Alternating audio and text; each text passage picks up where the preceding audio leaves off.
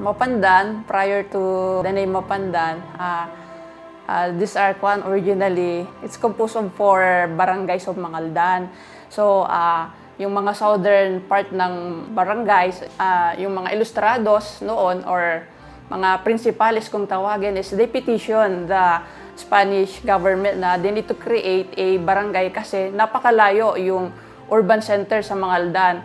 In January 1887, yung petition nila is nakarating kay Governor Emilio Bravo, and then after that, sabi ni Emilio Bravo, pwede siyang establish ang barangays na ito into a pueblo provided that masatisfy nila yung 4 na requirements doon. Unang-una is yung church.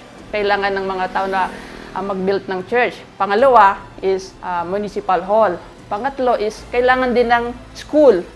And then yung pinaka-importante sa lahat is kailangan din na magkaroon ng 500 tributos or taxpayers. So, effective nung June 1, 1908, nilagdaan ni Governor James Smith yung proclamation na ang Mapandan is ma-reestablish muli siya as an independent municipality. And after that, ang Mapandan is balon-balay, tinawag na lang siya collectively as Mapandan.